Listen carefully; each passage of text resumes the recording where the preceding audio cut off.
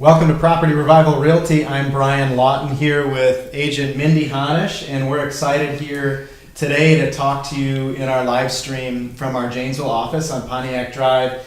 And we're going to discuss preparing your home for sale, which is an exciting thing to do in life. It's a major thing to do in life. And basically, we just want to walk through some advice that we have as a company with all of the clients that we work with here in Rock County and Janesville and Beloit and the surrounding area, and Mindy offering her expertise as a great agent in the area as well, just about that whole process of, from the time you even consider selling, Mindy, until you get the sign in the yard, and really how to go through that process of preparing your home, your landscape, your family, just for that whole experience of the real estate transaction. And so that's what we're here to do today. We're very excited to do that. You can always share your comments in the feed below, and we can have somebody answer that for you. You can reach out to us as well if you're not watching this in the live stream and you're catching it later with any question you have about preparing your home for sale or real estate in general. So with that, Mindy, we'll get started.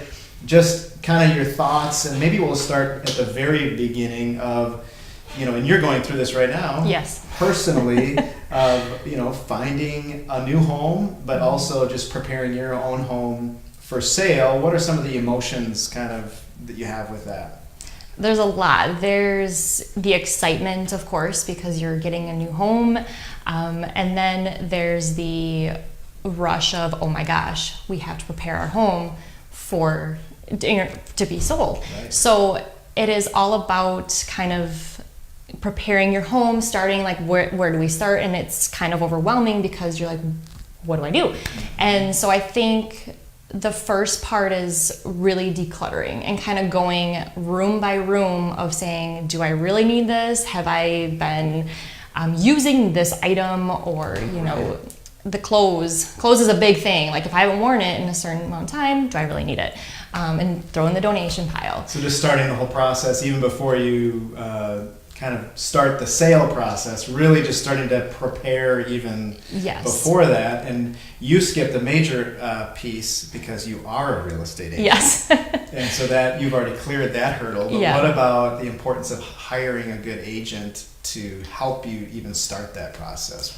Yeah, so I think when you're first getting to that stage where you're like, okay, we're going to be selling our home, whether it be to upgrade or downgrade or a job transfer or something like that, reaching out to an agent, getting a good agent on your side to get you the best price, to market the home to the best of their ability, to make sure that you're getting a lot of traffic, whether it's in person or online. You want to make sure that you're getting, you're highlighting your home and making sure that if you need any improvements done with it, the agent can walk you through and kind of say, well, what price range your home is at, what the neighborhood you're in is like, and what is worth making an upgrade to, or fixing anything.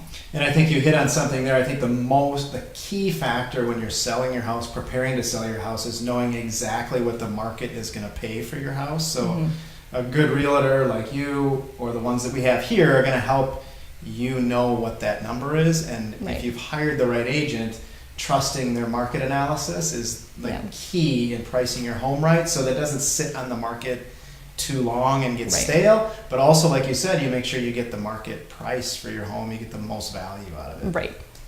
And then you mentioned, going home and going through the clutter, and we call that the 3 C's, clean, clutter, and curb appeal. And so let's start with clutter. And what are some strategies? You mentioned the clothing strategy, just things you don't wear. And why? Why do people need to declutter?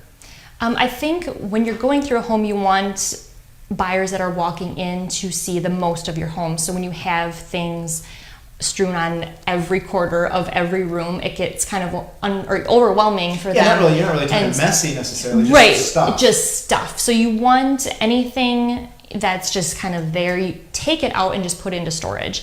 Kind of make the home seem as big as possible, and so then buyers can imagine their things in the home. So, if it's just taking, a little figurine that's sitting in the living room that is, doesn't need to really be there, take it out, and, just declutter some personal items. You can leave some up still. You don't want to live you can still leave some up, but taking some of it off so people can see more blank walls, or not a huge slew of picture frames all over every wall. So, and then if it's a holiday season, sometimes we have a lot of extra stuff, and as much as we like the holiday, maybe decluttering some of that, or taking some even pieces of furniture out. Yes. And you can store them, as you said, or I don't know, even the garage or a family member's house or something like that to make the space feel great. The other C we talk about is clean. You got to make sure that's happening, right? Yes. So making sure, you can even do it room by room, because it can get overwhelming, especially if you have a bigger home. Going through room by room and really just doing a deep clean of everything to make sure that everything looks its best, and just it helps with the moving out process. Then when you're moving out, you're like, oh, well, I did a really deep clean. Now it's just, making sure everything is still clean, but it's not a deep, deep clean. So. And it presents well. So when you have showings, the people coming through, and if you can afford it, $150 can get you somebody to actually clean your house too, which is probably a good investment as you prepare for that. And the third C we talk about is curb appeal. So clutter, clean, and curb appeal. And what do you think about that? What is your experience as you drive with clients up to a house that you're going to show? What has kind of been your experience with clients as their first impression?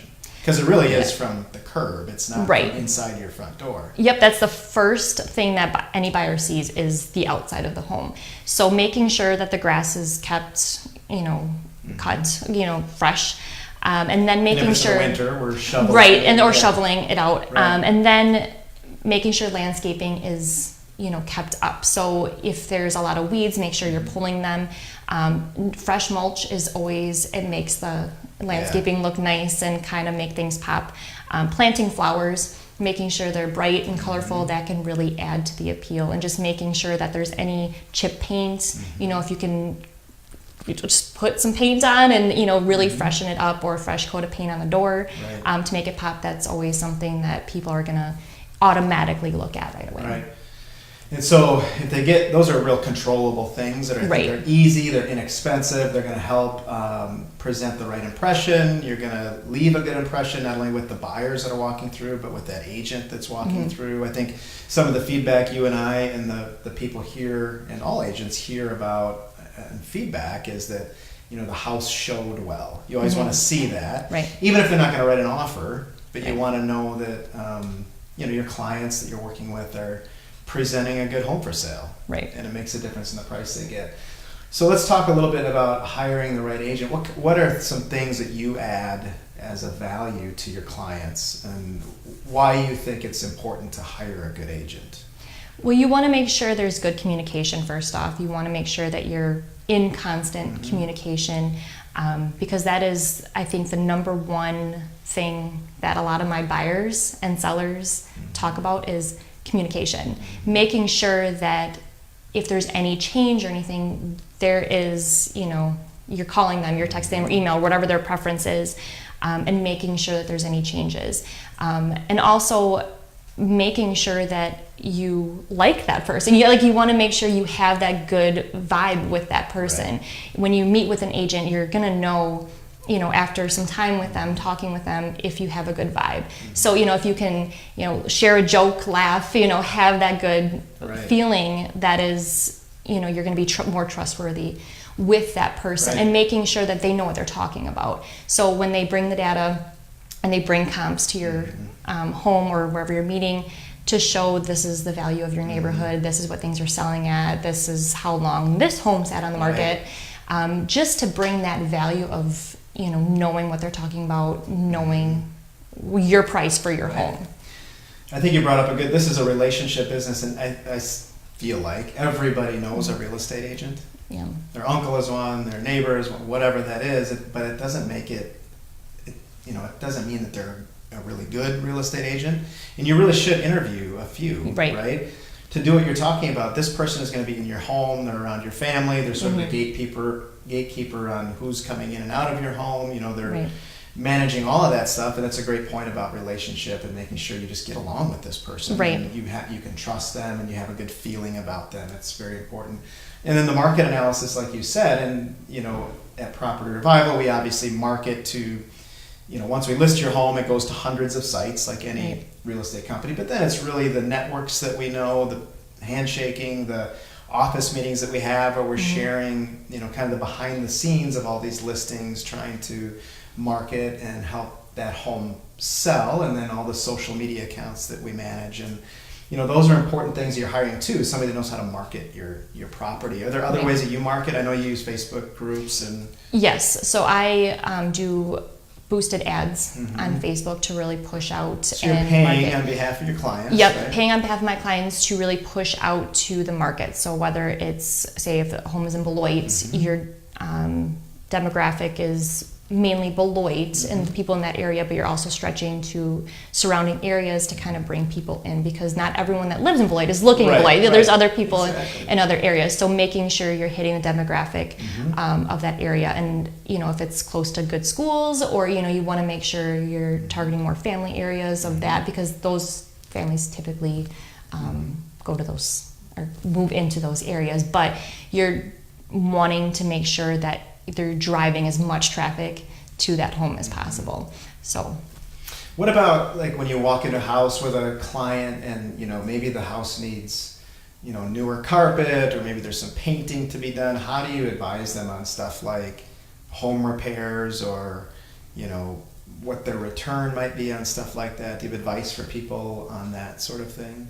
Yeah, I think if you know there's some issues with your home, like if there's a leaky pipe, or there's a gutter that needs to be replaced or something like that, or you have a really crazy color wall that you're like, I don't know, well, maybe it's worth fixing those items up front. That way the buyers coming in know that you're taking care of that stuff, rather than listing off a laundry list of things that might need to be updated.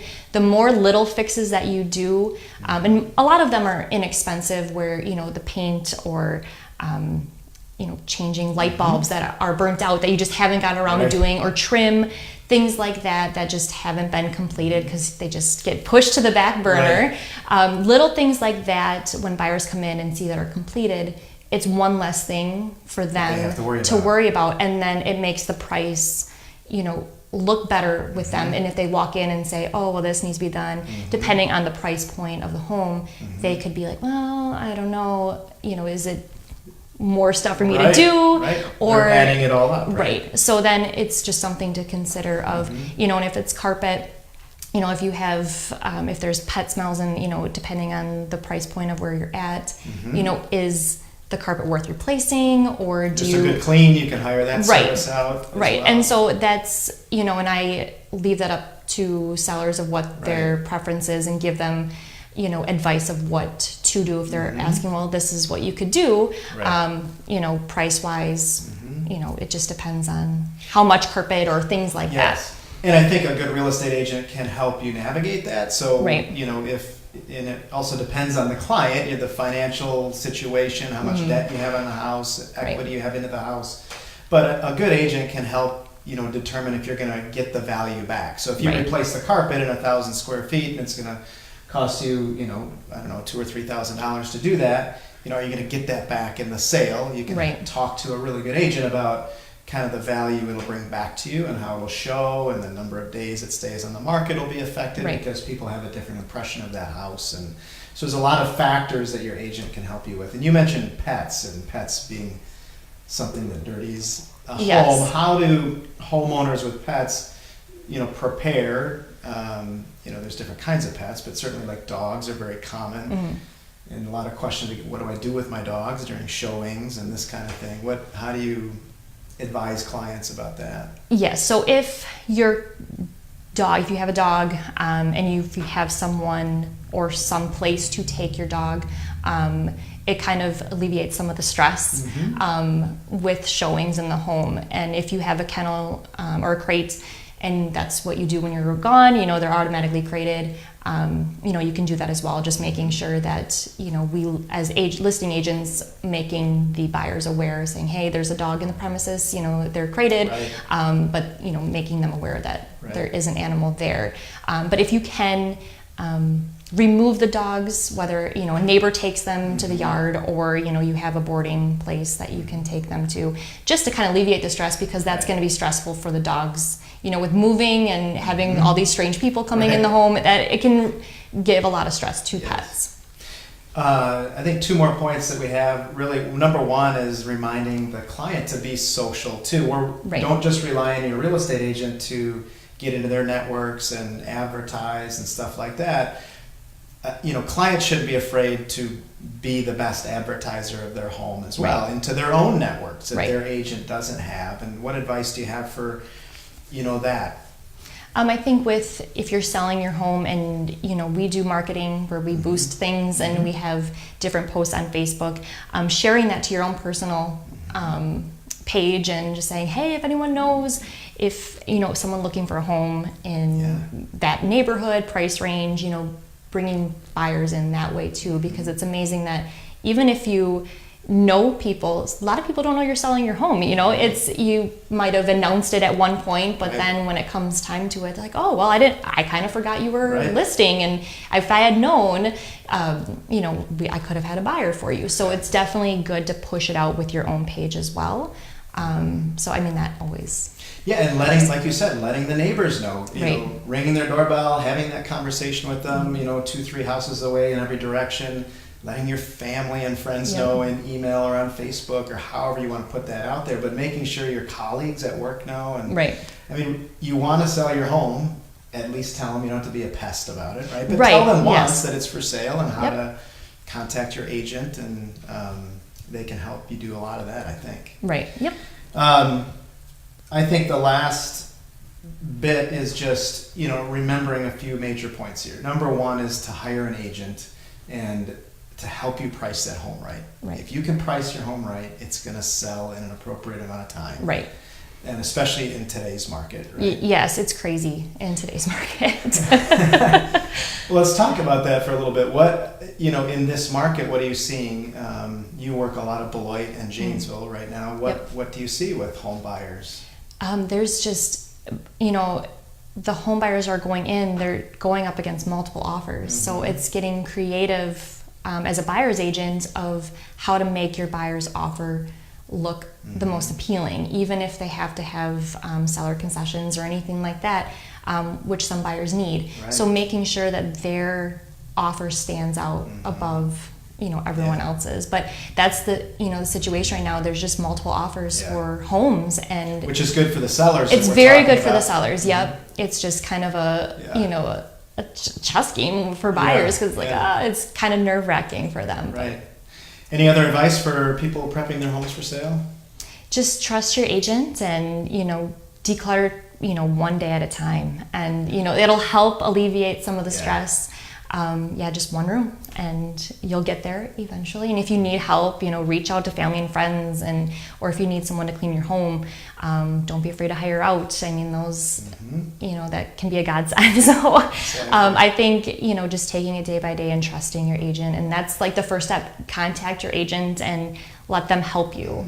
And, a good one will do that. So. And if you need an agent, you can contact us, info@propertyrevival.com, or you can call our Janesville office at 608-563-2272. Thank you, Mindy Honish. Where can people find you if they want to use you as a real estate agent? I can be reached at 608-393-9528. And you have a Facebook page. Yes, I have, facebook.com/Mindy Honish Realtor. Which is HONISH. Yes. Thanks for listening about preparing your home for sale. We'll see you next time. Take care.